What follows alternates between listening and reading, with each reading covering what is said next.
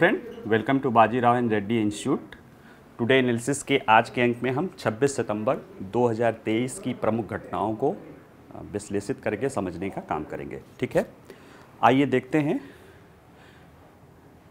जब हम आज के प्रमुख समाचार पत्रों पर नज़र डालते हैं, देखते हैं तो हमें तीन प्रमुख घटनाएं ऐसी दिखती हैं जो जिन पे आप कह सकते हो कि थोड़ा सा एनालिसिस करके समझने की ज़रूरत है।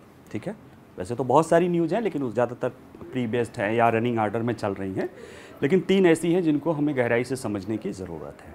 ठीक है, पहला है एनजीओज़ के लिए विदेशी फंडिंग से जुड़ा FCRA foreign contribution regulation act को लेके जो एक्ट है उसको लेकर उसके कुछ प्रावधान फिर से नए बदले गए हैं कल से, यानी सोमवार 25 सितंबर से।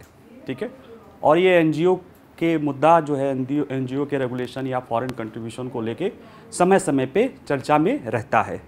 तो इस मुद्दे को समझेंगे, क्या मामला है, क्यों इस एक्ट को लाया गया था, इस एक्ट के क्या प्रावधान है, क्यों क्या है, इसको समझने की कोशिश करेंगे। और अभी ये मुद्दा जैसे अर्बन नक्सल के रूप में वैसे भी भारतीय राजनीति में चर्चा का केंद्र बिंदु बना हुआ है। एक पॉलिटिकल पार्टी दूसरे पॉलिटिकल पार्टी पे अर्बन नक्सलियों के सहयोग लेने की बात करती है। तो ठीक है, थोड़ा सा चर्चा करेंगे, क्योंकि ये अर्बन नक्सल का जो ग्रुप है उसमें से एक छोटा सा पहलू है केवल। ठीक है, बाकी इसमें और भी पहलू हैं, जो तकनीकी पहलू है और सारी पहलू हैं, उसको समझने की कोशिश करेंगे। दूसरा है कावेरी जल बंटवारा। ये बहुत पुराना मुद्दा है, पिछले 200 सालों का मुद्दा है। वर्ष 2018 में सुप्रीम कोर्ट ने एक फ़ैसला दिया, इसको लेके अपना फाइनल जजमेंट दिया। उस जजमेंट में कुछ प्रावधान थे, उस प्रावधानों के अनुसार उसके जो कावेरी के जो राज्य हैं जो उसके कैचमेंट एरिया में, उसको जल का बंटवारा हुआ है। ठीक है, उसमें से दो प्रमुख राज्य हैं जो तमिलनाडु और कर्नाटक है। बाकी केरल को भी मिलता है, पुडुचेरी को भी मिलता है, लेकिन दो प्रमुख हैं, कर्नाटक और तमिलनाडु। इन दोनों के बीच में कावेरी जल के विवाद को लेकर काफ़ी पुराना रिश्ता रहा है। कई बार संघर्ष भी हुए हैं, कई बार खूनी संघर्ष भी हुए हैं।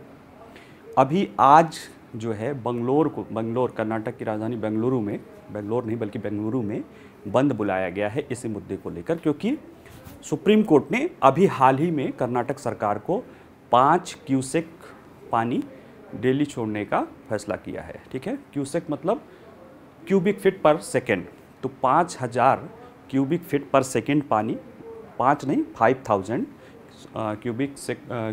क्यूसेक पानी यानी क्यूबिक फीट पर सेकेंड छोड़ने का फैसला सुप्रीम कोर्ट ने किया है, जिसके विरोध स्वरूप जो है कर्नाटक में बंद का आयोजन किया गया है। इसमें विरोधी पार्टी भी शामिल है। ठीक है, तो ये एक मुद्दा है कि क्या मुद्दा है, क्यों ये बार बार चर्चा में हो रहा है, अभी विरोध का मुद्दा क्या है और ये पहले के विरोध से कैसे अलग है। ठीक है, और एक इंटरनेशनल स्तर पे एक मुद्दा है, जापान ने जो है अपने फुकुशियामा परमाणु संयंत्र जो कि 2011 के सुनामी में आपदाग्रस्त हो गई थी, उसके जो प्लांट को कूलिंग करने के लिए जो वाटर होता है उसको 10 साल तक स्टोर करने के बाद, उसको ट्रीट करने के बाद अब उसने सागर में छोड़ना शुरू कर दिया है, जिसको लेके जापान के पड़ोसी मतलब जापान के खुद के लोगों में और आसपास के देशों में थोड़ा सा विवाद का मुद्दा बना हुआ है।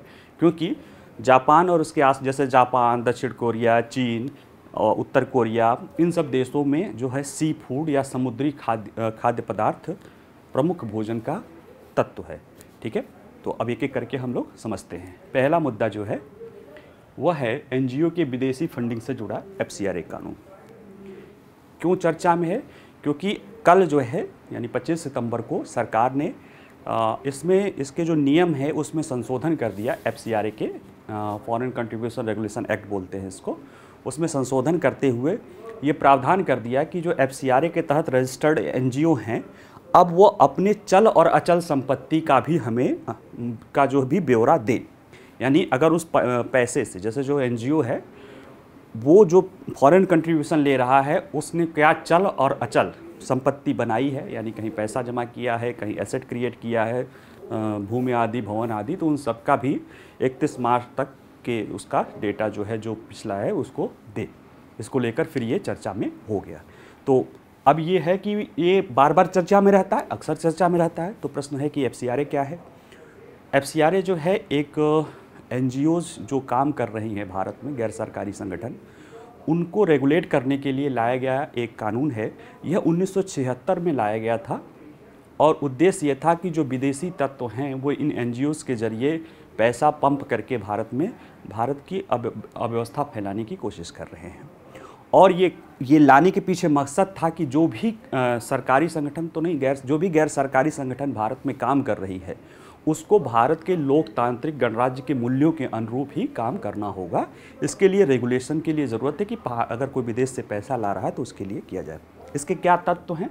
अगर तत्वों में देखा जाए तो जो भी संस्था या व्यक्ति FCRA के लिए रजिस्टर्ड करता है, पहले तो उसका रजिस्टर्ड होना चाहिए और उसमें ये भी होना चाहिए कि उसका यहाँ पे state bank of India Delhi में खाता होना चाहिए और उस पर उसको ये भी है कि कुछ चीज़ों को, जैसे कि उस पर कुछ तरह के आरोप नहीं लगने चाहिए और कुछ तरह की एक्टिविटी को इससे बाहर रखा गया है।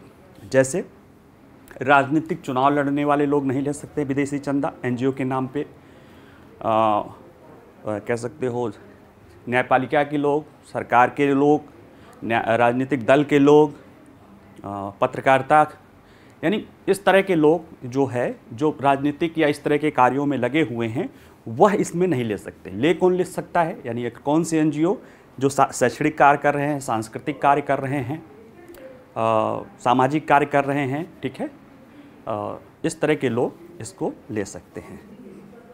तो ये प्रावधान किया क्यों गया है? क्योंकि जो लोग बाहर से पैसा यहाँ ला रहे हैं, यानी जो NGO हमारे यहाँ काम कर रहे हैं वो विदेशों से लाए हुए पैसे का दुरुपयोग न कर सके, है ना।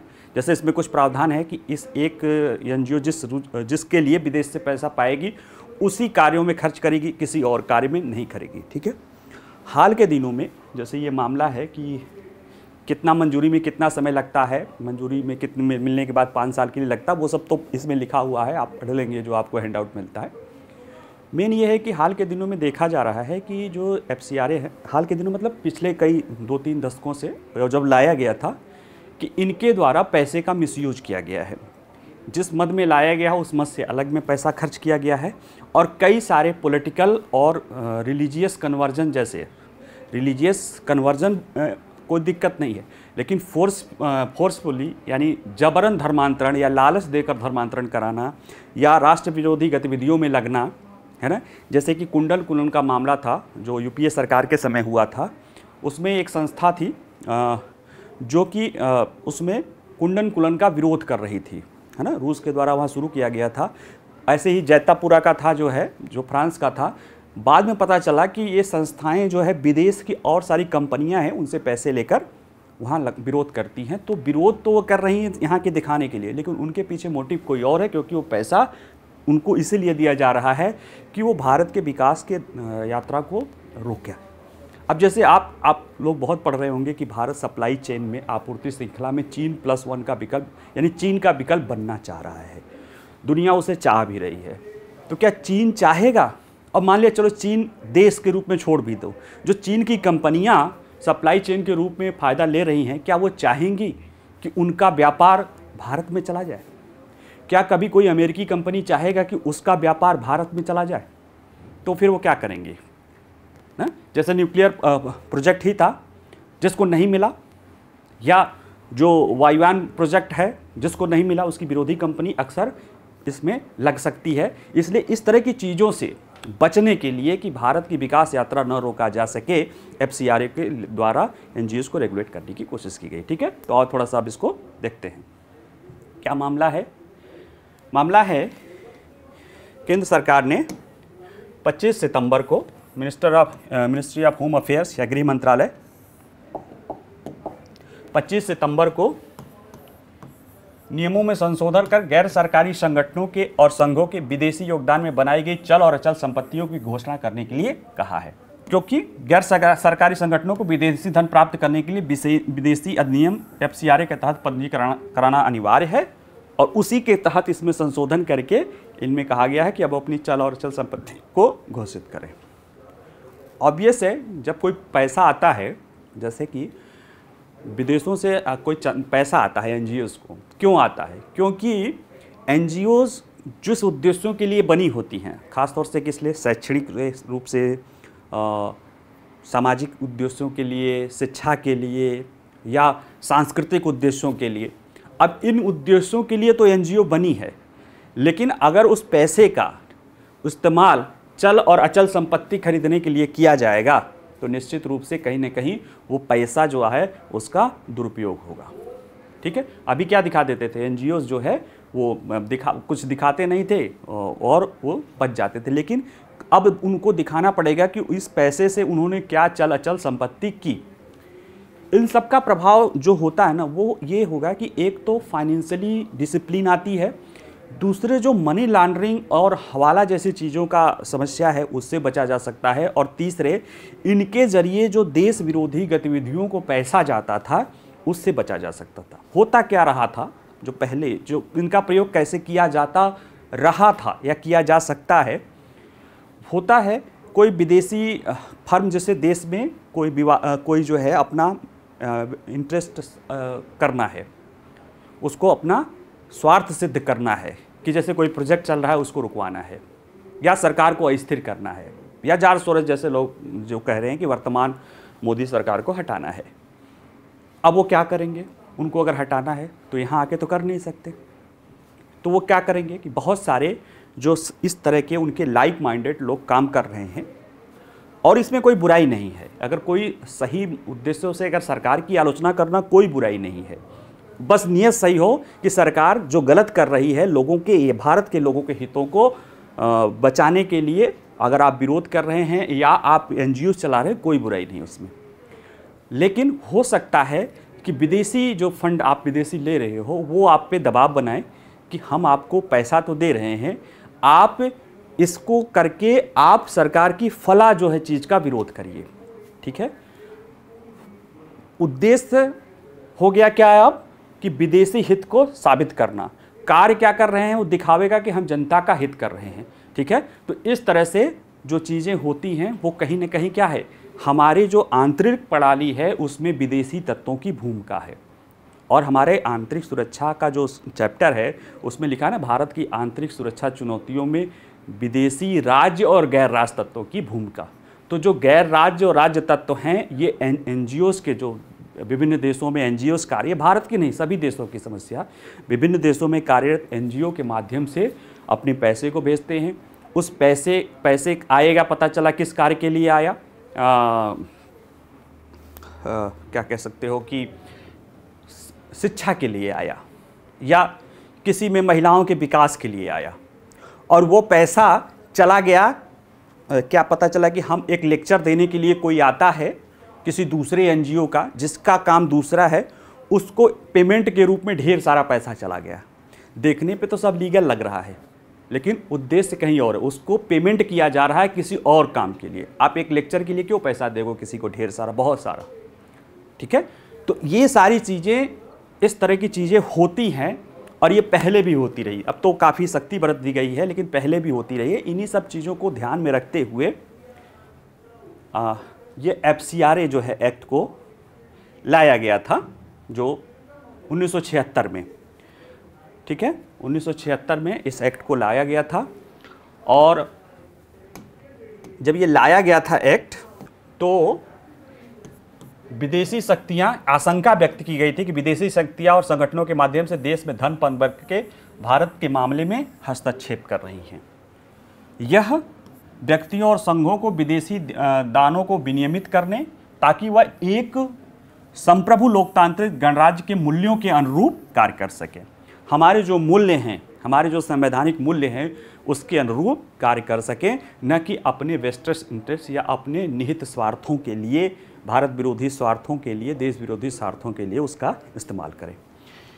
इसमें 2010 में यूपीए सरकार ने इसको, इस पूरे FCRA एक्ट को क्योंकि उस समय कई चीज़ें, जब वैसे तो यूपीए की सरकार जो है कहीं ना कहीं काफ़ी लोग एनजीओ के समर्थक रहे हैं, लेकिन देखिए समर्थक होना अलग बात होती है लेकिन राष्ट्रहित अलग बात होती है। जब कोई सरकार चला रहा होता है, चाहे कोई भी दल हो, तो उसको देश का सोचना होता है। यूपीए की सरकार 2010 में थी, इसने सबसे 76 में इंदिरा गांधी जी की सरकार थी, 2010 में यूपीए की सरकार थी। इसने देखा कि जब कुंडन कुलन या इस तरह की चीज़ें आने लगी, भाई आईबी रिपोर्ट देती है, तो कमियां उसको समझ में आई, फिर इसको काफ़ी सख्त बनाया 2010 में। और 2020 में वर्तमान सरकार ने वर्तमान ज़रूरतों को देखते हुए और इसमें सख्ती की। और सख्ती भी क्या है कि आप रेगुलेशन में रहिए। भाई आप अगर विदेशों से पैसा पा रहे हैं तो आपको क्या करना है, आपको अपना रजिस्ट्रेशन कराना होगा। आप जिस मद से आपको दिल्ली में एक खाता खुलवाना होगा, उसी में से पैसा रहेगा, उसी में से कहीं आएगा जाएगा, ताकि जो सिक्योरिटी एजेंसीज हैं उनको ट्रैक करना पैसे के लिए, भाई स्टेट बैंक वैसे भी बहुत बड़ा बैंक, उससे ट्रैक करना आसान रहे। तीसरा क्या है कि आपको इन तरह की चीज़ों में जिस मद के लिए पैसा आया, आप शिक्षा के लिए आया तो शिक्षा के लिए करेंगे, राजनीतिक एक्टिविटीज़ नहीं करने लगेंगे, आप धर्मांतरण का काम नहीं करने लगेंगे, ठीक है। आपको जिस उद्देश्य के लिए पैसा आया है, यानी जो आप जा रहे हो, जिस उद्देश्य के लिए आपने रजिस्टर्ड कराया है एनजीओ, जिस उद्देश्य के लिए आपने एससीआरए में रजिस्टर्ड किया है, उसी उद्देश्य में वो पैसा खर्च करोगे, इसमें कोई बुराई नहीं है। होता क्या रहा है कि जब उस उद्देश्य में न खर्च करके अन्य चीज़ों में किया जाता रहा है, तब दिक्कत आती है, ठीक है। और ये जो रेगुलेशंस हैं, जैसे कुछ लोग कह सकते हैं कि ये रेगुलेशन, देखिए रेगुलेशंस क्या क्या हैं, प्रमुख तत्व क्या है देखेंगे तो देखिए इसमें जो है थोड़ा सा रेगुलेशंस भी देख लें कि अधिनियम के तहत पंजीकृत होना होगा, जो भी व्यक्ति या संस्था इसको आ रही है पंजीकृत होना होगा। भारतीय स्टेट बैंक दिल्ली में विदेशी धन प्राप्त करने के लिए बैंक खाता खोलना होगा और उन निधियों का उपयोग केवल उसी उद्देश्य के लिए करना जिसके लिए उन्हें धन प्राप्त किया गया, जैसा कि अधिनियम में निहित है, ठीक है। और उन्हें वार्षिक रिटर्न दाखिल करना भी आवश्यक है और उन्हें किसी अन्य एनजीओ को भी धनराशि हस्तांतरित नहीं करनी चाहिए। यानी ये नहीं कि आप तो रजिस्टर्ड होकर पैसा ले लिए, आपने किसी और एनजीओ कर दिया, वो काम कर रहा है, ठीक है। अगर आप इसको समझें कि क्यों ये ज़रूरी है, तो आप समझिए जो भारत में जो शासन है, जो शासन की प्रक्रिया है वर्तमान समय की, उसको आप एक इस तरह से एक ग्राफ के थ्रू देख सकते हैं। यहाँ पे सरकार, पहले सरकार ही सब कुछ करती थी, ठीक है। अब ये निजी संगठन या आप कह सकते हो इसमें जो है आप कह सकते हो प्राइवेट सेक्टर या उद्योग जिसे कह सकते हो, ठीक है, ये प्राइवेट सेक्टर है। और इसको कहते हैं एक और जो जुड़ गया है वो तृतीयक क्षेत्र। इसमें आम लोग, NGOs, self help group, others जो भी चीज़ें शामिल हैं, जो प्रेशर ग्रुप आदि शामिल होते हैं। और इन्हीं तीनों के बीच की जो क्रिया होती है, क्रिया प्रतिक्रिया है ना आपस में, यही शासन है, यही गवर्नेंस है। पहले सरकार ही सब कुछ होती थी, आज सरकार की जो भी गतिविधियां हैं उनमें इन चीज़ों को आप देखेंगे। निजी संगठन भी देखेंगे, प्राइवेट सेक्टर भी बहुत महत्वपूर्ण भूमिका अदा करती है, और तृतीय क्षेत्र भी देखेंगे, आम लोगों की भूमिका भी बढ़ती जा रही है। ई गवर्नेंस, एम गवर्नेंस के थ्रू सरकार जो है फीडबैक सिस्टम या अन्य चीज़ों के तहत इसकी महत्वपूर्ण बन रहा है। एनजीओ और सेल्फ हेल्प ग्रुप, एनजीओ तो पहले से भी हैं, लेकिन एनजीओ, सेल्फ हेल्प ग्रुप और अन्य क्षेत्र प्रेशर ग्रुप आदि की भूमिका बढ़ती जा रही है। और एनजीओ तृतीय क्षेत्र का महत्वपूर्ण एक अंग है। तो जो व्यवस्था इनके लिए उनसे अलग तो नहीं मिलेगी ना। आप जैसे बहुत सारे एनजीओ कहते हैं कि सरकार इसके तहत हम पे दबाव बना रही है। आपको एक शासन व्यवस्था के एक महत्वपूर्ण अंग के रूप में आपको जो और लोगों को व्यवस्था मिली हुई है, जो भारत के आम लोगों के लिए जो व्यवस्था है, उससे अधिक अधिकार की तो बात नहीं करेंगे। जैसे भारत के लोगों को भी भारत के लोकतांत्रिक जो व्यवस्था है, जो संवैधानिक मूल्य हैं, उन्हीं में काम करना पड़ेगा।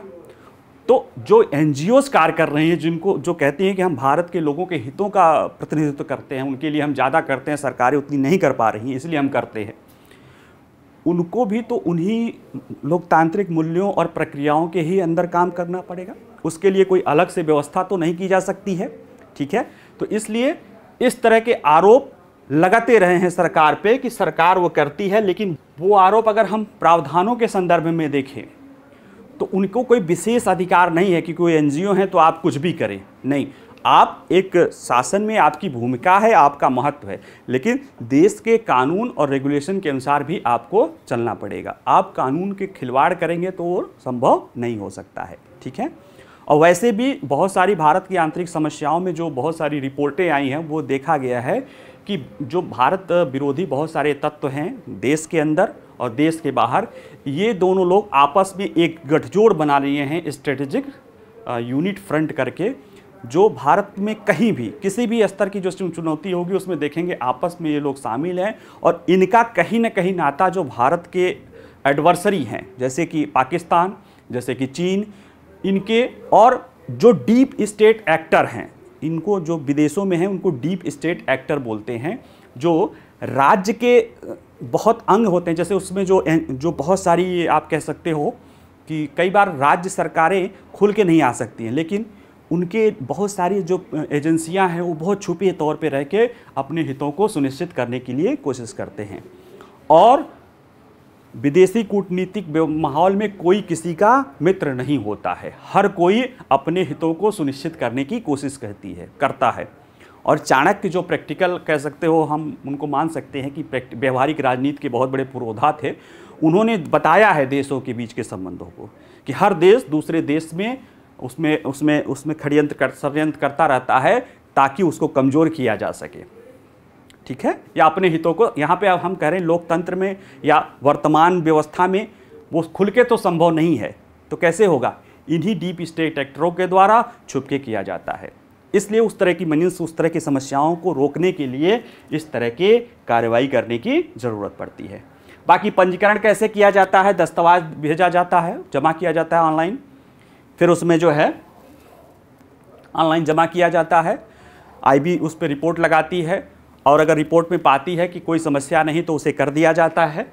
और करने के बाद जो है जो शर्तें होती हैं इसमें लगाया जाता है कि उनका जो है आवेदक काल्पनिक नाम न हो या बेनामी न हो, जिस नाम से किया गया है वही हो। पता चला किसी एनजीओ पर रोक लगाए तो वो दूसरे के नाम पे एनजीओ बना दे, एक डमी ना, सेल्स एनजीओ, इस तरह का ना हो।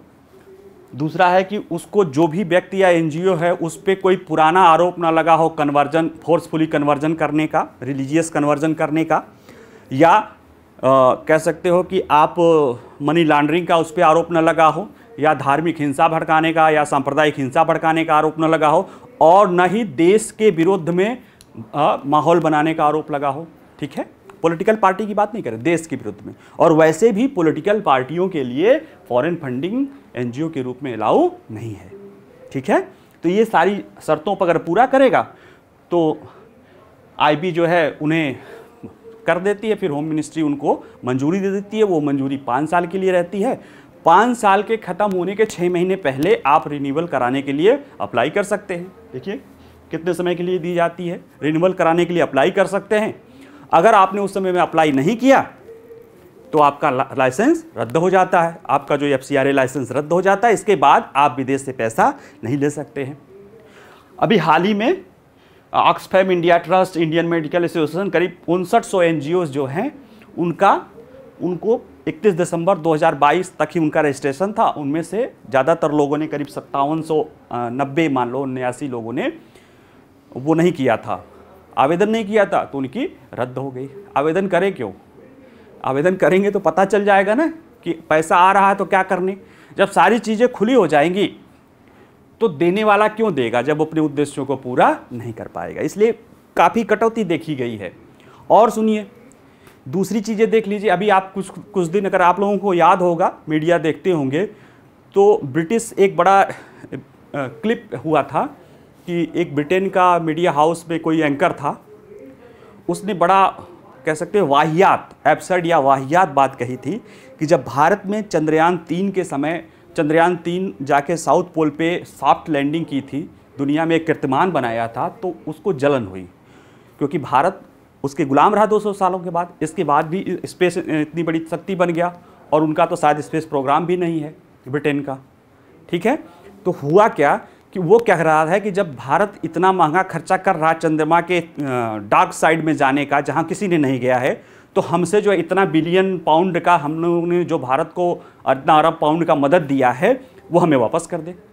क्या सरकार मांगने गई थी? नहीं, वहाँ से इन्हीं विदेशी एनजीओज, इसी विदेशी जो मदद है जो एनजीओज के रूप में आती हैं और अपने निहित स्वार्थों को वो करते हैं।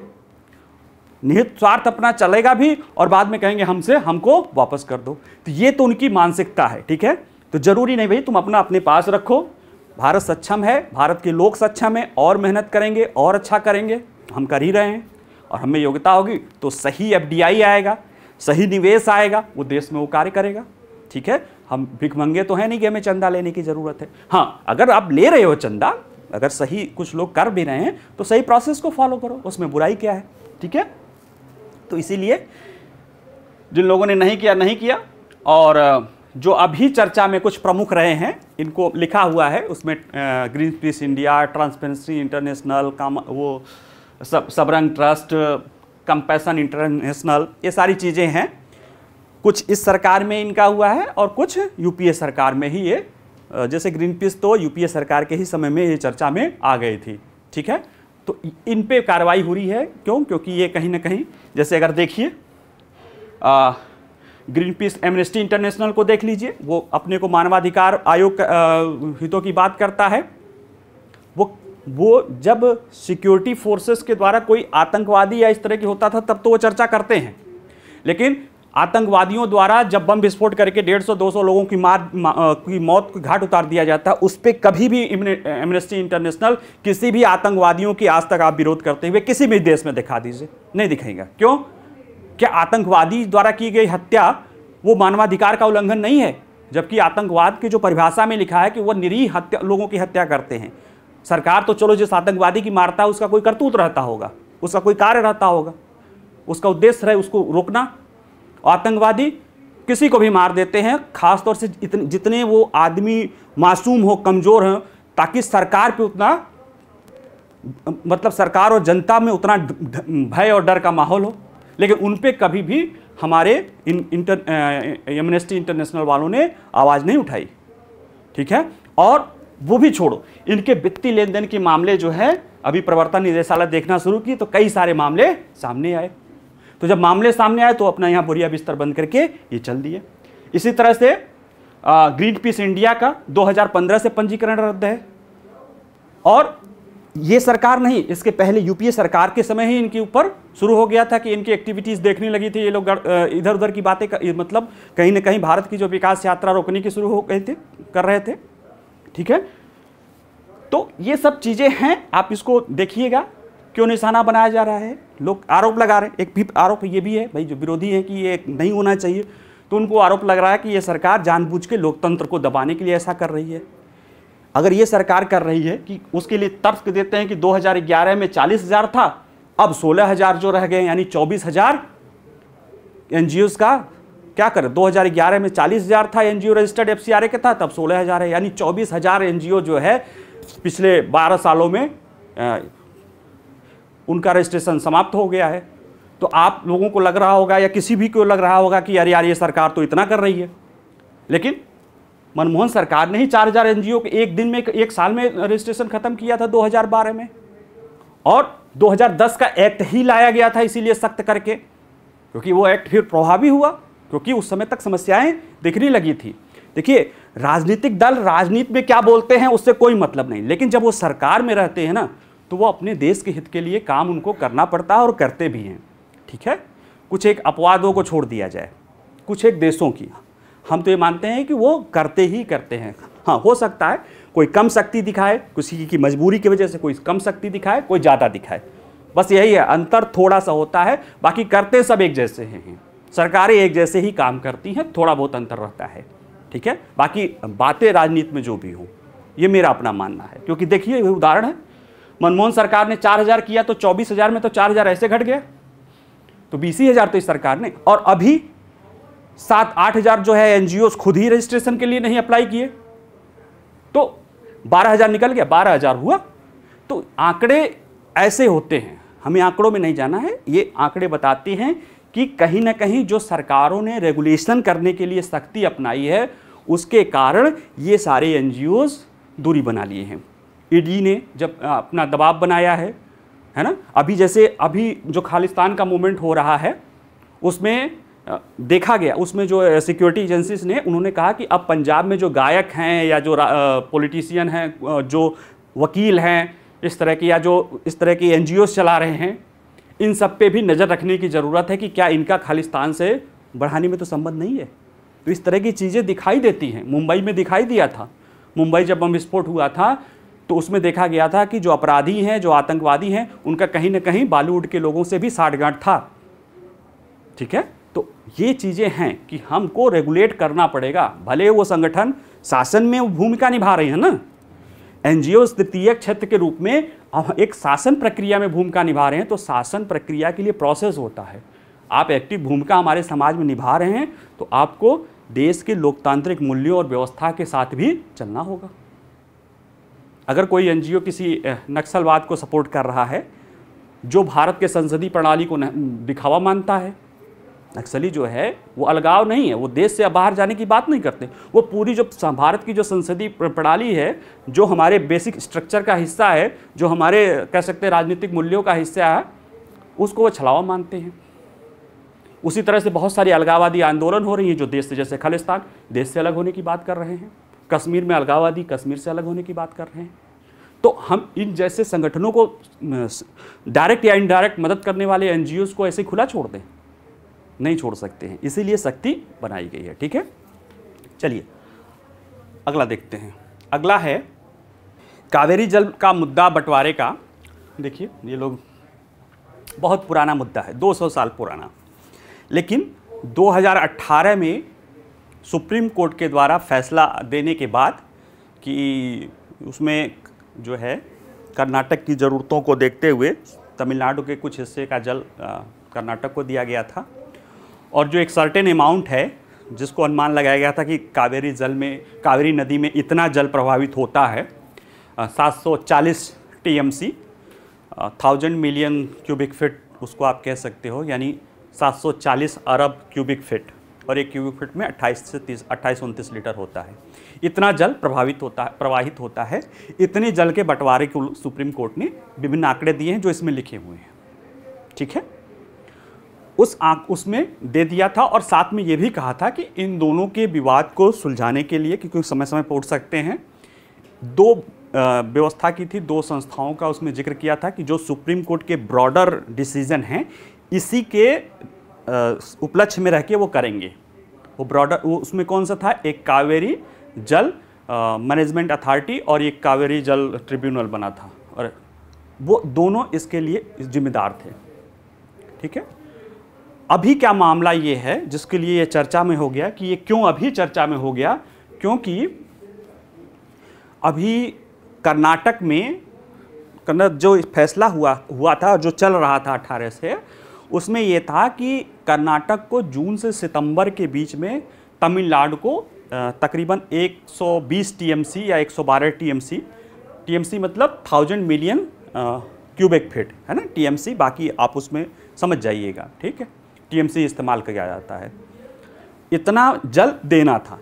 लेकिन कर्नाटक जो है वो बमुश्किल 40 टीएमसी दे पाया है 2 महीनों में, यानी अगस्त, अब सितंबर जो है अब आने वाला है, यानी जितना उसको देना था उसका बहुत कम हिस्सा दे पाया। इसको लेकर तमिलनाडु पहले वही management authority Kaveri water management authority में गया, CWM बोला, कावेरी जल मैनेजमेंट अथॉरिटी में गया। उसने कहा कि आप दो, आपकी जिम्मेदारी है, ठीक है, 5000 क्यूसेक पानी भेजो इनको। वो नहीं माने, राज्य सरकार, कर्नाटक सरकार जो है सुप्रीम कोर्ट में गई। सुप्रीम कोर्ट ने कहा कि नहीं, हम कोई इंटरटेन नहीं करेंगे, आप दो। फैसला अभी आया 21 सितंबर को कि आप 5000 क्यूसेक पानी दीजिए, 5000 क्यूबिक फीट पर सेकेंड का फ्लो इनको देते रहिए। कितने दिनों का होगा वो फैसले में है। कर्नाटक का कहना है कि अब चूंकि कर्नाटक कहा है तो सुप्रीम कोर्ट का आदेश है तो सरकार को देना है, लेकिन उसको लेके वहाँ के लोगों में विरोध प्रदर्शन है, ख़ासतौर से जो दक्षिणी कर्नाटक के हैं या बेंगलुरु के हैं, क्योंकि बेंगलुरु के पेयजल को लेकर और दक्षिण कर्नाटक के मांड्या क्षेत्र में फसल हो उसको लेकर समस्या है। ये समस्या उत्पन्न ये हुई, कर्नाटक का जो तर्क है, क्यों ऐसा कर्नाटक में विरोध हो रहा है, उसका कहना है कि जो सुप्रीम कोर्ट का 2018 का फैसला है वह एक सामान्य जो जल परिस्थितियां होती हैं वर्षा की उसमें है, वो ठीक है।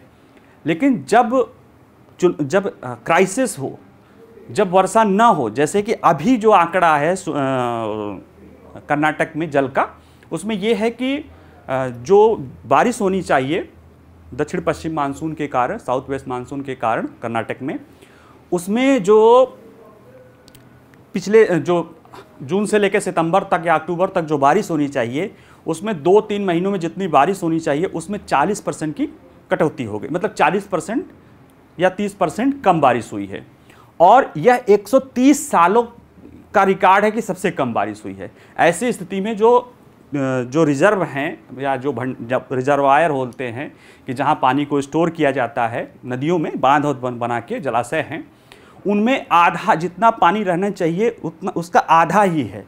ऐसे में हम नहीं दे पाएंगे, ठीक है। और चूंकि तमिलनाडु में जो बारिश का मौसम, चूंकि तमिलनाडु में आपको पता होगा लौटता हुआ मानसून, पूर्वोत्तर मानसून जो बोलते हैं, वो वर्षा करते हुए जाता है, यानी नवंबर दिसंबर के बाद, नवंबर से दिसंबर के बाद वहाँ पे बारिश होती है वहाँ पे। इसलिए उस समय ही इस समय लगाया जा रहा है संभा, जो धान की फसल है वो प्रमुख फसल है वहाँ पे, लेकिन वो पूर्वोत्तर में उत्तर पूर्वी मानसून से जो लौटता हुआ मानसून है उसके कारण होता है, ठीक है। तो ये मुद्दा है, ये चर्चा में है। लेकिन अब ये है कि क्या जो अब मांग की जा रही है वो जो पहले मांग की जा रही थी उससे अलग है या उसी समान है? अलग है। क्यों? क्योंकि पहले सुप्रीम कोर्ट का फैसला नहीं आया था, अब सुप्रीम कोर्ट का फैसला आया है। अलग इस मामले में भी है कि पहले जो है जो आंदोलन होते थे वो ज़्यादातर हिंसक होते थे, क्योंकि जो दोनों राज्यों के जो नेता थे वो वहाँ की जनता को वहाँ के अपने अपने राज्य के हितों की बात करके भड़काने का काम करते थे, क्योंकि लोगों ज़्यादातर वहाँ पे कृषि क्षेत्रों पे निर्भर थी जनता, और उनके लिए कृषि के लिए पानी बहुत महत्वपूर्ण है, क्योंकि वहाँ पे जो वर्षा कम होती है तो सिंचाई के लिए इसका उपयोग किया जाता रहा है। लेकिन इस बार गलीमत ये है कि कर्नाटक में ज़्यादातर जो उस तरह के जहाँ कृषि का ज़्यादा समस्या है वहाँ पे एक तो ज़्यादातर लोगों ने ऐसे फसलें उपजाना शुरू कर दिया है जो कम पानी लेती है। दूसरा, बहुत सारे लोग कृषि से, युवा जो है वो कृषि से छोड़ के दूसरे रोजगार के क्षेत्र में चले गए हैं, इसलिए अब उतना भावनात्मक मुद्दा नहीं है, ठीक है, जितना पहले होता रहा है। खासतौर से युवाओं के लिए तो बहुत भावनात्मक होता है, लेकिन अब उतना नहीं रहा है, ठीक है। लेकिन फिर भी मुद्दा है। इसको क्या करना चाहिए? इसको ये है कि एक जैसे लोग सुझाव दे रहे हैं कि जो CWMA बना है, कावेरी वाटर मैनेजमेंट अथॉरिटी बनी है, उसको एक डिस्ट्रेस काल के लिए भी जल के बंटवारे का, कि एक सामान्य चीज़ में बंटवारा है ठीक है, लेकिन जब बारिश का आपने लिखा कि 740 TMC बंटवारा होगा तो वो है तय। लेकिन जब बारिश ही 500 TMC हो तो कैसे उसमें कर्नाटक तमिलनाडु को 400 से ज़्यादा कैसे दे सकता है? तो जो डिस्ट्रेस काल है उसको लेके भी बात हो जाए, ताकि डिस्ट्रेस काल में कैसे, यानी जो समस्या है जहाँ सूखाग्रस्त इस तरह की चीज़ें हैं चुनौतियों काल में, उस समय कैसे बंटवारा हो, उसका कैसे फार्मूला निर्धारित किया जाए, ठीक है। और जैसे कि अभी की इस बार जैसे ये हो रहा है ना कि किसान ऐसी फसलें उपजा रहे हैं जो कि बारिश के प्रति जिनको उतनी ज़्यादा वर्षा की ज़रूरत नहीं है, तो उसी तरह से हमें ऐसे किसानों को जागरूक करना पड़ेगा, हमारे कृषि तंत्र को ऐसा बनाना पड़ेगा जो कि जलवायु अनुकूल खेती करें, या जिन पे जो कम से कम पानी पे मोर क्रॉप पर ड्रॉप, एक सिद्धांत है जो किसान आयोग बना था स्वामीनाथन जी के, उन्होंने ये कहा था मोर क्रॉप पर ड्रॉप, ये हर बूंद जल से अधिक फसल उपजाना। तो हमें ऐसी प्रणाली जो कम से कम पानी में ज़्यादा से ज़्यादा उपज पैदा करे, और जो ढेर सारे हमारे कृषक वर्ग उस कृषि क्षेत्र में हैं उनको अलग रोजगार के भी क्षेत्र करो, ताकि वो मुद्दा जब कहते हैं कि जब बहुत जीविका पे नहीं आता है, जब जान पे आती है तो आदमी तर्क भूल जाता है, तब वो मुद्दा दूसरी तरह से हो जाता है। अभी देखिए कर्नाटक में कांग्रेस की सरकार है, तमिलनाडु में DMK की सरकार है। तमिलनाडु में दोनों बहुत करीबी हैं, आपस में एक दूसरे का विरोध कर रहे हैं, और दोनों कह रहे हैं कि प्रधानमंत्री जी इसमें हमें मदद इंटरफियर करें, और दोनों ऐसे राजनीतिक रूप से प्रधानमंत्री की जो पार्टी है उससे विरोधी हैं। तो कहीं ना कहीं जब मुद्दा जीविका का उसका आ जाता है तो राजनीति धरे रह जाती है, सारी तर्क धरे रह जाती है। इसलिए ज़रूरी क्या है कि हम अपने ज़्यादातर लोगों को जिन क्षेत्रों में हैं, क्योंकि ये चुनौतियां तो आएंगी और भी आगे आएंगी, बारिश को लेकर इस तरह से अनिश्चितता रहेगी, या तो कृषि को कम से कम बारिश पे किया जाए, और जो बहुत बड़ी जनसंख्या अभी भी कृषि पर है उनके लिए विकल्प के रोजगार के अवसर तलाशे जाएं, ताकि अगर बारिश होती भी है, बारिश की इस तरह की वाटर जल की समस्या होती भी है तो वो जीवन और जीविका की समस्या न रहे। ठीक है, तभी इस तरह के मसले तो होंगे तब भी, लेकिन जैसे अभी हुए इसको शांतिपूर्ण तरीके से निपटाया जा सकता है। ठीक है, आइए देखते हैं कि करके थोड़ा डिटेल में। 2018 में सुप्रीम कोर्ट ने 200 साल पुराने विवाद को हल कर दिया था, और उसने कहा था कि कावेरी जल का मुद्दा जो है हल कर दिया था, लेकिन अभी फिर से कर्नाटक और तमिलनाडु के बीच कावेरी जल का मुद्दा, बंटवारे का मुद्दा फिर से गर्म हो गया। क्यों हो गया? क्योंकि 26 सितंबर, क्योंकि सुप्रीम कोर्ट ने 21 सितंबर को पुनः 5000 क्यूसेक पानी छोड़ना है, जिससे तमिलनाडु को छोड़ा जाएगा, और तर्क ये दिया जा रहा है कर्नाटक के लोगों द्वारा कि इससे कर्नाटक जो ऑलरेडी जिसमें सूखे की स्थिति है या पानी की समस्या से ग्रस्त है उसको खुद ही दिक्कत हो जाएगा, और जो मानसून का पैटर्न है भारत को लेके, जो दक्षिणी पश्चिम मानसून से बारिश होती है वो सितंबर के बाद कर्नाटक में नहीं होती है, जबकि तमिलनाडु की जो समस्या है वहाँ पे तो बारिश होने की संभावना है, क्योंकि ज़्यादा वर्षा तो तमिलनाडु या जो है अक्टूबर के से लेके दिसंबर के बीच में, यानी नवंबर दिसंबर में ही वो प्राप्त करता है। तो ये इसको मामला है। इसलिए जो है आज 26 सितंबर को बंगलुरु में बंद बुलाया गया है। कि फैसले के बावजूद विवाद क्यों खड़ा हुआ, उसके पीछे वजह है, उसके पीछे वजह जो है वह यह है कि जो बंटवारा हुआ था 2018 का सुप्रीम कोर्ट का, वो सामान्य मानसून वर्ष के लिए था। ठीक है, वर्तमान वर्ष जो है वह संकटपूर्ण वर्ष के लिए नहीं, जिसमें सामान्य से 30% से कम वर्षा हो रही है। ठीक है, और 4 महीनों में अगस्त और सितंबर में बारिश कर्नाटक के लिए पिछले 123 वर्षों में सबसे कम रही है। तो कहीं ना कहीं जो सुप्रीम कोर्ट ने बंटवारा दिया था वह सामान्य मानसून वर्ष या सामान्य वर्ष के लिए था। यह साल डिस्ट्रेस में है क्योंकि 30% से अधिक कम वर्षा हुई है, और पिछले 123 सालों में इतनी कम वर्षा हुई है। इसलिए कर्नाटक का तर्क है कि उस आधार पे, सामान्य आधार पे अगर आप बंटवारा करेंगे तो कहीं ना कहीं इनजस्टिस हो जाएगा, क्योंकि जो बारिश कावेरी में जो कर्नाटक में वर्षा होगी, एक तो वर्षा होती तो पानी कम खपत होता, और वर्षा होती तो नदी जल में जाता। तो ये समस्या है। और क्या कह रहा है सुप्रीम कोर्ट का फैसला, क्या था जरा देख ले। इसमें जो दो मुख्य बातें थी वो यह था कि 740 टीएमसी जो कावेरी जल का बंटवारा है वो बांटा जाएगा किसके बीच में? तमिलनाडु को मिलेगा 440 टीएमसी, कर्नाटक को 284, और थोड़ा थोड़ा जो है केरल और पुडुचेरी को और कुछ समुद्र में प्रवाहित होने के लिए छोड़ा जाएगा। ठीक है, ये बातें थी। और सुप्रीम कोर्ट ने ये कहा था कि अदालती आदेशों के बीच, दोनों राज्यों के बीच विवादों के निपटारा करने के लिए कावेरी जल प्रबंधन प्राधिकरण CWMA और कावेरी जल नियामक समिति CWRC, Kaveri water regulatory committee के गठन का भी आदेश दिया था। अभी इसी में लोग गए थे, CWMA में ही गए थे अपनी बात करके, केंद्र सरकार द्वारा नियुक्त है, उसमें गए थे, और उसने फैसला दिया था कि देना चाहिए आपको, कि 5000 क्यूसेक का ही फैसला दिया था। इसके फैसले के विरुद्ध में कर्नाटक सुप्रीम कोर्ट में गया था। सुप्रीम कोर्ट ने इनको इंटरटेन करने से मना करके कहा कि नहीं, आप 5000 क्यूसेक पानी दो। ठीक है, वर्तमान संकट कैसे विकसित हुआ? क्योंकि अगर देखिए, आंकड़े देख लीजिए अगर, तो जून और सितंबर में तमिलनाडु को 123 टीएमसी पानी जारी करना था। ठीक है, कर्नाटक जो को जून से सितंबर के बीच में 123 टीएमसी पानी देना था, लेकिन कर्नाटक ने राज्य में संकट का हवाला देते हुए 23 सितंबर तक केवल 40 टीएमसी पानी छोड़ा है। यानी कि कहीं ना कहीं 83 टीएमसी पानी कम हो गया, जिसका विरोध तमिलनाडु करने लगा और तमिलनाडु को जाना पड़ा। दोनों लोग गए थे, जाना पड़ा भाई, उसको लगा कि उसके यहाँ पानी नहीं आ रहा है, आप ऊपर के राज्य को छोड़ना पड़ेगा।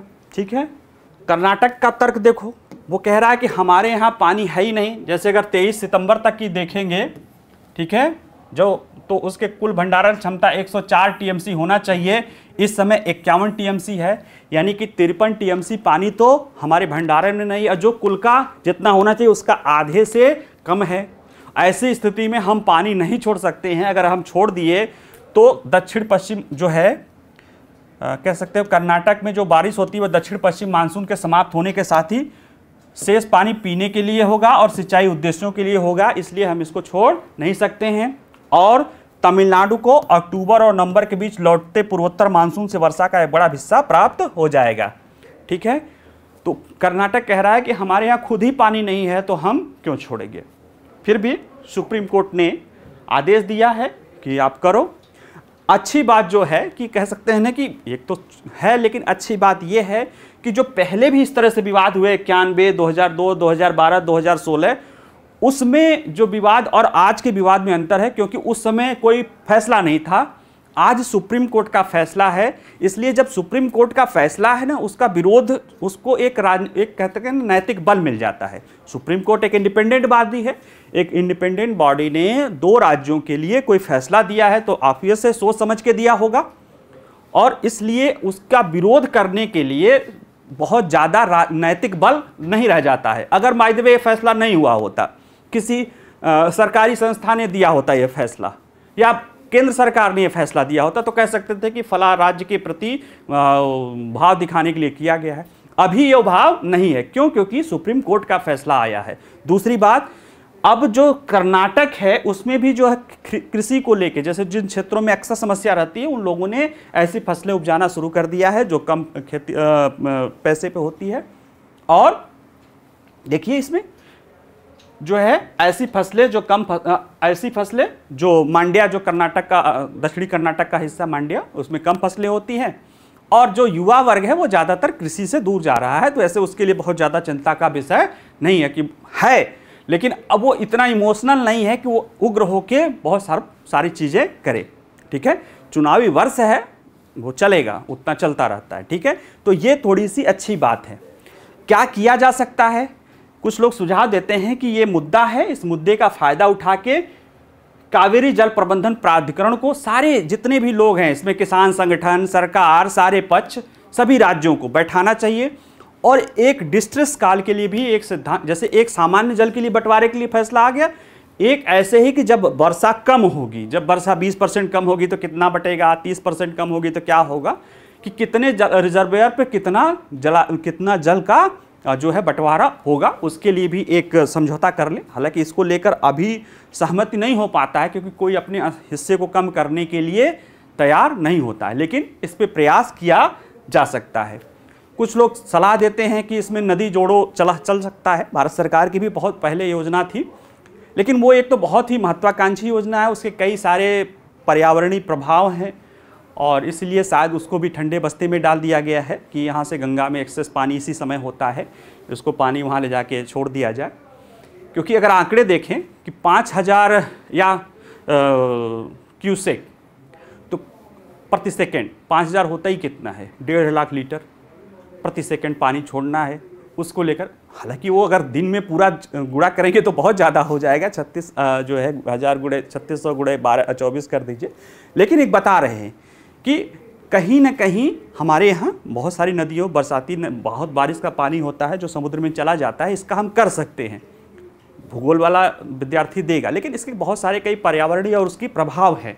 ठीक है, जो ज़्यादा सही विकल्प है वो यह है कि कृषि को, अगर पानी कम है तो कम से कम पानी के लिए हम उसको तैयार करें, अपनी कृषि पद्धति को ज़्यादा से ज़्यादा हम जो है जलवायु का जो प्रेडिक्शन है उसके अनुसार करें, तकनीकी उन्नति कर लें, और कृषि क्षेत्र से जो ज़्यादा से ज़्यादा जनसंख्या है उसको वैकल्पिक बेहतर रोजगार के अवसर दें, ताकि कृषि रोजगार जो है खाद्य सुरक्षा और उसके भी साथ ही साथ जो वैकल्पिक रोजगार रहे वो उसमें कृषि से भी जुड़े लोगों के लिए जीविका का भी उपलब्ध कर सके और वो इमोशनल मुद्दा न बनने पाए, ताकि मामला हिंसक न हो। बाकी विरोध, धरना प्रदर्शन ये सब कोई बुराई नहीं है, ये लोकतंत्र में चलता रहता है और चुनाव के समय तो ये आम बात होती है। उसका हिंसक होना या कटुता का भाव आ जाना बुरी बात होती है, और वो तब आता है जब कि लोग उससे इमोशनली ज़्यादा अटैच रहते हैं। लेकिन जब लोगों का जीविका का संकट नहीं आएगा, लोगों के लिए बहुत महत्वपूर्ण मुद्दा नहीं हो जाएगा,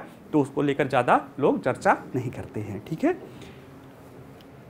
अगला है जापान के फुकुशियामा परमाणु संयंत्र से दूषित जल समुद्र में छोड़ने का मुद्दा। ये भी एक मुद्दा है जिसमें 2011 में जब सुनामी आई थी जापान में, तो फुकुशियामा में उसका जो रिएक्टर है उसमें उसका पानी, चूँकि बहुत लहरें आई थी, तो बैकफायर होने के कारण पानी यानी बाहर न निकल पाने के, पानी अंदर जाने के कारण पूरा विस्फोट हो गया था, और पूरा जो है उस आसपास का जो जल है, जो संयंत्र का करीब 10 लाख लीटर जल, वो कंटेमिनेटेड हो गया था रेडियो एक्टिव तत्वों से।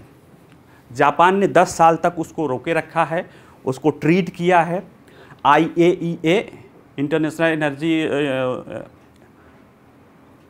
जो है IAEA अंतर्राष्ट्रीय परमाणु ऊर्जा एजेंसी, ठीक है, हाँ, इंटरनेशनल एटॉमिक नहीं आ रहा, चलो अंतर्राष्ट्रीय परमाणु ऊर्जा एजेंसी नाम लो, नाम नहीं आ रहा अभी क्यों, उसके नियंत्रण में, उसके निगरानी में, उसके देख रेख में उसका वो ट्रीट किया है।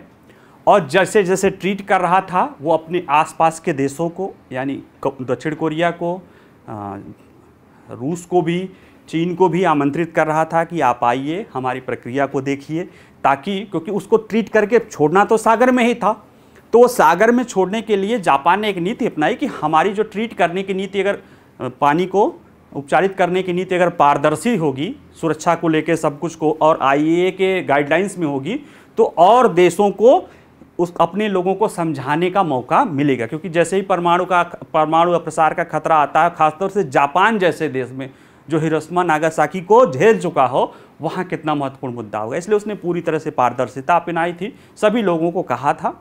दक्षिण कोरिया तो जाता था, हालांकि चीन और रूस नहीं गए, रूस का तो नहीं, चीन तो नहीं गया, और उसके पीछे अभी देखेंगे तो कूटनीतिक मुद्दा है।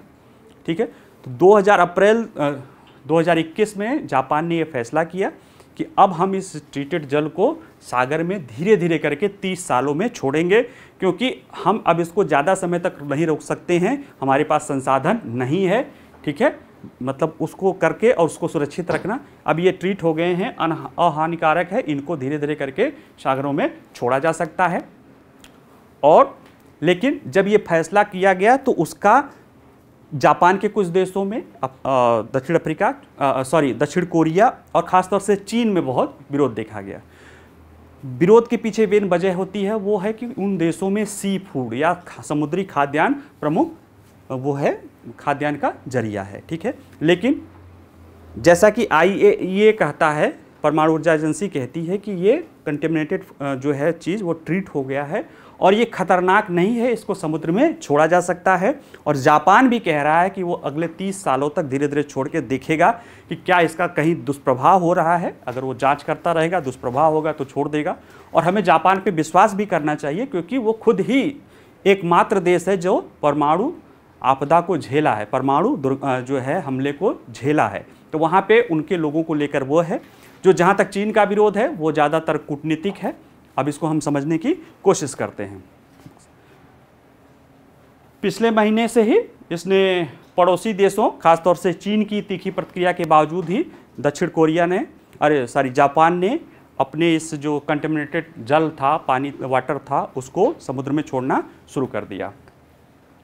मामला क्या है? मामला यह है कि अप्रैल 2023 में जापान ने कहा कि अब वो ज़्यादा लंबे समय तक न रखते हुए जो फुकुशियामा परमाणु संयंत्र से 10 लाख लीटर जो है जल है, उसको 30 सालों में धीरे धीरे करके समुद्र में प्रवाहित करेगा।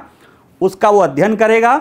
अध्ययन के दौरान अगर कोई दिक्कत नहीं आएगी, उसका करते हुए उसको छोड़ेगा। और इसके पहले के क्रम में जापान ने इस जो संयंत्र है उसके ट्रीटिंग, उसके सारी चीज़ों को पहले से ही एक तो IAEA के निगरानी में किया है, उसके गाइडलाइंस में किया है, और साथ ही जो पड़ोसी देश हैं उनको भी कहा है कि आप आइए, आप इस प्रक्रिया का शामिल रहिए, ताकि आपको भी विश्वास हो जाए कि ये सही तरीके से हो रहा है या नहीं हो रहा है। ठीक है, इस अपशिष्ट जल को कैसे हुआ था आपको सब पता ही है, विनाशकारी भूकंप आया था, तो बताने की ज़रूरत नहीं है। और जापान का कहना है कि अब इससे ज़्यादा अगर हम समय तक इसको संग्रहित करेंगे तो इसका, चूँकि देखिए कोई चीज़ छोटे से जगह में है तो उसके और जो है इनलैंड वाटर को दूषित करने में ज़्यादा खतरा रहता है, लेकिन अगर वो समुद्र में थोड़े थोड़े करके पूरे समुद्र में फैल जाएगा बहुत, तो वो और ज़्यादा डाइल्यूट हो जाएगा, इसलिए उसका खतरा लगभग नगण्य हो जाएगा या ना के बराबर हो जाएगा। लोगों की कैसी प्रतिक्रिया रही है जापान के इस फैसले की? जहाँ तक जापान के लोग हैं उसमें 15-16% लोगों का मानना है कि नहीं वो दिक्कत होगी, कुछ लोगों का मानना नहीं है दिक्कत होगी। जो दक्षिण कोरिया है वहाँ के लोग मान रहे हैं कि बड़े पैमाने पर लोग मान रहे हैं कि इससे जो है प्रदूषण होगा, जो खाद्यान्न है वो दूषित हो सकते हैं। हालांकि जो दक्षिण कोरिया के राष्ट्रपति हैं और जो जापान के प्रधानमंत्री हैं, जब ये छोड़ा गया उसके बाद दोनों लोगों ने वहीं के सी फूड को खाया और ये बताया कि नहीं, इसमें ये दिखाने के लिए कि नहीं इसमें कोई दिक्कत नहीं है, जब हम लोग खा सकते हैं तो आप लोग भी खा सकते हैं। और दक्षिण कोरिया के राष्ट्रपति ने कहा कि IAEA के निगरानी में हुआ है, हम लोगों ने भी देखा है, इसलिए इसमें कोई समस्या नहीं है, वो अपने देश के लोगों को समझाने की कोशिश कर रहे हैं। तो दक्षिण कोरिया सरकारी स्तर पे अब विरोध नहीं कर रहा जब वहाँ के राष्ट्रपति ने खुद ही खा लिया वहाँ का भोजन, और दूसरे वो कह भी रहा है कि जो संयंत्र के आसपास का 2011 के बाद से उस पर नियंत्रण है कि वहाँ से हम वहाँ का जो सी फूड नहीं मंगाएंगे, वो जारी रहेगा, लेकिन जो बाकी प्रक्रिया है उसमें कोई समस्या नहीं है। ठीक है, ऐसा जो अब देखिए जापान और दक्षिण कोरिया और चीन के ना, जापान ने दक्षिण कोरिया पर भी हमला किया था और चीन पे भी किया था, तो कुछ जो है थोड़ा सा वो पुराना मामला चला ना, पुराना मामला सेटल नहीं हुआ है, लेकिन फिर भी दक्षिण कोरिया उधर अपने पड़ोसी उत्तर कोरिया और चीन के जो ना दबदबा है उन लोगों को सोचता है कि इनको काउंटर करने के लिए दोनों एक दूसरे के कूटनीतिक रूप से करीब आ रहे हैं। जहाँ तक चीन की बात है, चीन थोड़ा सा जो है चीन जो है, इधर आ जाइए देख लेते हैं, फिर आते हैं उसमें चीन की प्रतिक्रिया।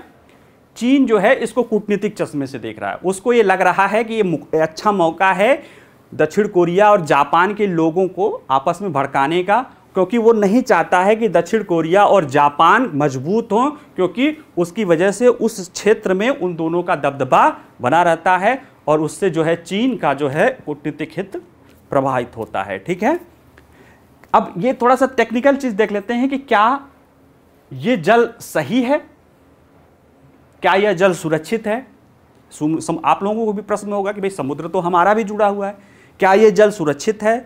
तो IAEA का कहना है, अंतर्राष्ट्रीय परमाणु ऊर्जा एजेंसी का कहना है, एटॉमिक एनर्जी एजेंसी का कहना है कि ये जल सुरक्षित है। देखिए इसका है कि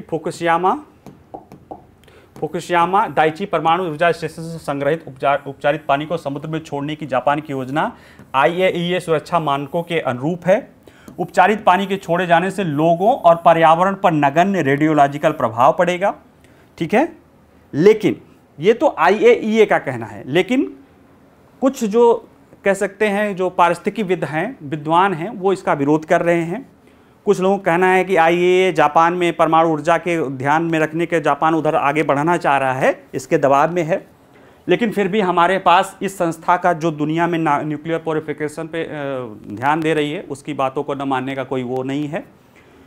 एक प्रोफेसर हैं ब्रिटिश कोलंबिया के प्रोफेसर MB रमन्ना, उनका कहना है कि हालांकि वैज्ञानिक रूप से अपशिष्ट जल में विकिरण का स्तर इतना अधिक नहीं है कि घबराहट पैदा करे, लेकिन ऐसे सबूत दिखाते हैं कि विकिरण जोखिम यहाँ तक कि निम्न स्तर पर भी मानव स्वास्थ्य और पर्यावरण पर नुकसान पहुँचा सकता है। तो ये संभावना देखिए, ये संभावना से तो कोई भी इनकार नहीं कर रहा है, इसीलिए जापान भी कह रहा है कि वो धीरे धीरे 30 सालों तक छोड़ेगा, 10 लाख लीटर पानी को 30 सालों तक धीरे धीरे करके छोड़ेगा और उस पर्याप्त उसकी जांच करता रहेगा, निगरानी करता रहेगा, ताकि अगर कोई भी चीज़ हो तो इस चीज़ से बचा जा सके। और साथ ही में जैसे जो डर है ना, जैसे चीन ने पूरा रोक लगा दिया है, चीन ने रोक लगा दिया है कि जापान के आसपास के क्षेत्रों से जो सी फूड आएगा उस पर रोक। बहाना क्या है? बहाना है कि ये जल छोड़ा जा रहा है इसलिए दूषित हो जाएगा। असली उद्देश्य क्या है कि उसको अपना कूटनीतिक हित सुनिश्चित करना है, अपना गोल सेटल करना है। जापान ने एक तो कि वो 30 साल में छोड़ेगा, जांच करता रहेगा। दूसरे, उसने एक अमाउंट भी कर रखा है जो अपने क्षेत्र के, अपने देश के लोगों के जो मछुआरे हैं, जिनको इस भय के कारण उनका जो समस्या होगी उससे बचाया जा सके। ठीक है, चलिए आज का जो है इतना ही है। आप लोग जो चीज़ पढ़ रहे हो लेक्चर को सुनो अच्छे से। इसी के साथ ही जो हैंड आउट रहता है वीडियो के साथ उसको भी पढ़ो। दोनों को पढ़ के नोट्स बनाइए। कुछ बच्चे मुझसे पूछते हैं सर नोट्स बनाए ना बनाए, नहीं, नोट्स बनाइए, अपना नोट्स बनाइए, कम से कम पॉइंट में बनाइए, सिनॉप्सिस करके, जो एक तरह से होता है ना सिनॉप्सिस, या उसको छोटे फॉर्म में, और उसे ही बार बार आप याद करते रहिए। तभी आप इसका बेहतर इस्तेमाल करके यूपीएससी में सिलेक्शन प्राप्त कर पाएंगे। ठीक है, चलिए, नमस्कार।